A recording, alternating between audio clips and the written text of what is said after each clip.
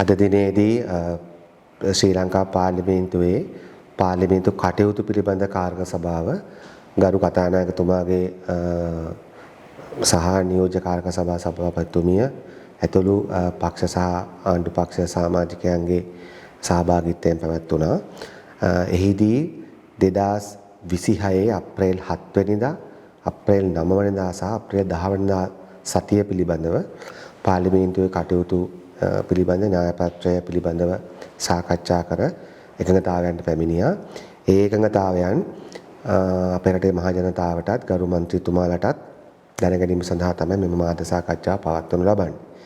ඒ සඳහා මමත් සමග සහභාගී වෙනවා පාර්ලිමේන්තු ව්‍යවස්ථා කටයුතු පිළිබඳ අධ්‍යක්ෂකතුමා ජයලත් පෙරේරා මැතිතුමා, ඒ වගේම සභානායක ලේකම්තුමා ගරු ජනකාන්ත සිල්වා මැතිතුමා. 2026 අප්‍රේල් 7 අඟහරුවාදා පාර්ලිමේන්තුවේ කටයුතු සිදු වෙන්නේ මෙහෙමයි. ඒ අනුව පාර්ලිමේන්තුව එදින උදේ 9:00ට ආරම්භ කරනු ලබනවා. ඉන් පසුව පාර්ලිමේන්තුවේ මන්ත්‍රීතුමාලට ප්‍රශ්න 10ක් සඳහා වාචික පිළිතුරු අපේක්ෂා කරන ප්‍රශ්න වෙනුවෙන් වෙන් කර තිබෙනවා. පසුව පෙරවරු 11ත් 11:00මාරත් අතර පාර්ලිමේන්තුවේ ස්ථානයක 27 යටතේ විපක්ෂයේ පක්ෂ නායකයන්ට ජාතික වැදගත්කමකින් යුතු හදිසි ප්‍රශ්න ඉදිරිපත් කිරීමට තිබෙන අවස්ථාව. ඉන් පසුව දින 11:00 සිට සවස 4:45 දක්වා කාලය වෙන් කර තිබෙනවා කරුණු කීපයක් වෙනුවෙන්. එක තමයි ක්‍රීඩාවල යෙදීමේදී උත්තේජක ද්‍රව්‍ය ගැනීමට එරෙහි සම්මුති පනත යටතේ සකස් කරන ලද නියෝග එදින ඉදිරිපත් කරනු ලබනවා. එය සාකච්ඡා කර සම්මත කිරීමට බලාපොරොත්තු වෙනවා. 2. ක්‍රමෝපාය සංවර්ධන ව්‍යාපෘති පනත යටතේ සකස් කර තිබෙන නියෝග එදින විවාද කර අනුමත කර ගැනීමට තිබෙනවා. 3. ශ්‍රී ලංකා මහ බැංකු පනත යටතේ සකස් කරන ලද රීති අනුමත කර ගැනීමට තිබෙනවා. මීට අමතරව දේශීය ආදායම් සංශෝධන පනත් කෙටුම්පතත් සමාජ ආරක්ෂණ දායකත්ව බදු සංශෝධන පනත් කෙටුම්පත කියන මේ පනත් දෙකේ දෙවන වර කියවීම මෙදිනටම යොදා තිබෙනවා. නමුත් එම පනත් දෙකට අදාළව ශ්‍රේෂ්ඨාධිකරණ ඉදිරියේ අභියෝගයට ලක් වුවහොත් මෙම පනත් දෙකම හෝ දෙකෙන් එකක් හෝ ශ්‍රේෂ්ඨාධිකරණය ගන්නා තීරණය අනුව විවාදයට ගැනීම හෝ නොගැනීම තීරණය කරන්න වෙනවා. ශ්‍රේෂ්ඨාධිකරණයේ මෙය විභාග කිරීම තීන්දුව කළොත් එදින පනත ඒ අදාළ පනත විවාදයට ගැනෙන්නේ නැහැ. ඒ අනුව එදින මෙම කටයුතු සාකච්ඡා කර සම්මත කර ගැනීම බලාපොරොත්තු වෙනවා එදින පස්වරු 4:45ට. ඉන් පසු 4:45 සිට 5:00 දක්වා කාලය වෙන් කර තිබෙනවා පාර්ලිමේන්තුවේ ස්ථාන නියෝග සංශෝධනය කිරීමට.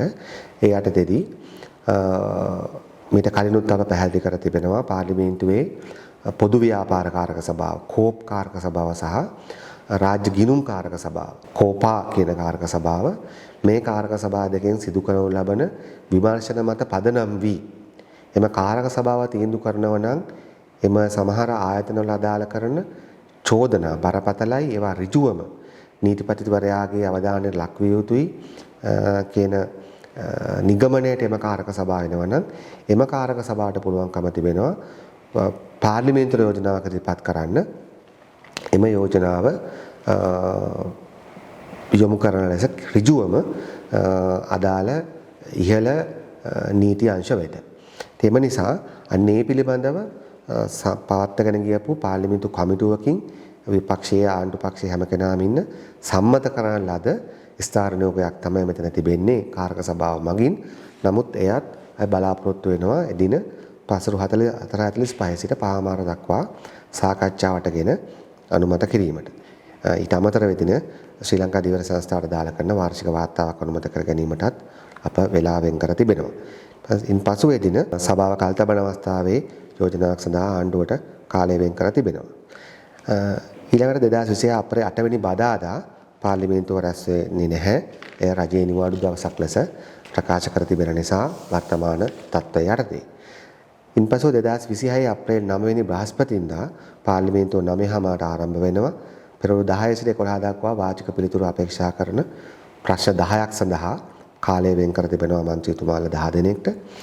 ඉන්පසුව පෙරවරු 11 සිට 11:00 දක්වා පාර්ලිමේන්තුවේ ස්ථාන 27 යටතේ විපක්ෂයේ පක්ෂ නායකයන්ට ජාතික වැදගත්කමින් යුතු හදිසි ප්‍රශ්න ඇසීමට අවස්ථාව දී තිබෙනවා. ඉන් පසුව අපි බලාපොරොත්තු වනවා 11:00 සිට පස්වරු 2 දක්වා 357 අධිකාරිය වූ යුද හමුදා පනත, 358 අධිකාරිය වූ නාවික හමුදා පනත, 359 අධිකාරිය වූ ගුවන් හමුදා පනත යටතේ සකස් කර තිබෙන නියෝග සාකච්ඡා කර සම්මත කර ගැනීමට.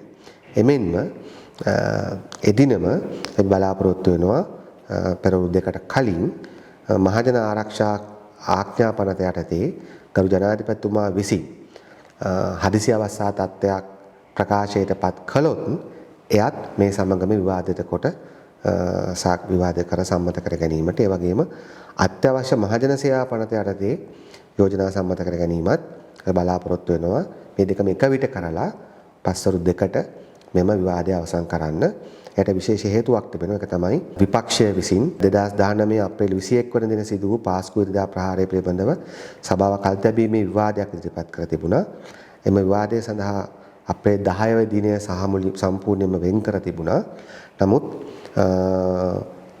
තවත් විශේෂ කාරණයක් නිසා විපක්ෂයෙන් 2026 අප්‍රේල් 9 වෙනිදා පස්වරු 2 සිට සවස 5:00 දක්වා කාලය මෙම පාස්කු ඉරිදා ප්‍රහාරය පිළිබඳ සභාවක තැබීමේ වාදය සඳහා වෙන් කර ගැනීමට තීරණය කර අපේ සභාවක් වශයෙන් එකඟ වුණා.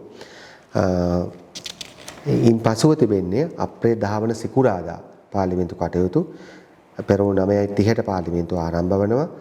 පෙරවරු 10 සිට 11 දක්වා වාචික පිටුර අපේක්ෂා කරන ප්‍රශ්න 10ක් සඳහා වෙන් කර තිබෙනවා. පෙරවරු 11 සිට 11:00 දක්වා විපක්ෂීය පක්ෂ නායකයන්ට 27 යටතේ ඉදිරිපත් කිරීමට තිබෙන ජාතික වැදගත්කමින් යුතු හදිසි ප්‍රශ්න සඳහා අවස්ථාව වෙන් කර තිබෙනවා.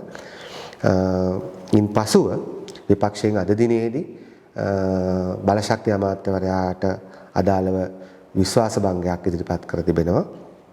ඉතින් ආණ්ඩුවේ කැබිනට් ඇමතිවරයාට අදාළව විශ්වාස භංගයක් ඉදිරිපත් වූ පසු එයට ප්‍රමුඛ ස්ථානයේදී එය සාකච්ඡා කිරීම තමයි පාර්ලිමේන්තු සම්ප්‍රදාය සහ ස්ථාවර නියෝග වෙනුත් යම් මඟ පෙන්වීමක් සිදු කරන්නේ. එම නිසා අප තීන්දුව කරනු ලැබුවා බලශක්ති අමාත්‍යවරයාට අදාළ කරන විශ්වාස භංගය අප්‍රේල් 10 වෙනිදා පෙරවරු 11 සිට සවස 5:00 දක්වා පවත්වන්න. ඒ අනුව මේ ආකාරය තමයි පාර්ලිමේන්තුව අප්‍රේල් 7 අප්‍රේල් 8 පාර්ලිමේන්තුව පැවැත්වෙන්නේ නැහැ. අප්‍රේල් 9 සහ අප්‍රේල් 10 කියන දිනවල පාර්ලිමේන්තුවේ කටයුතු සිදු කරන්නේ. බොහොම ස්තුතියි.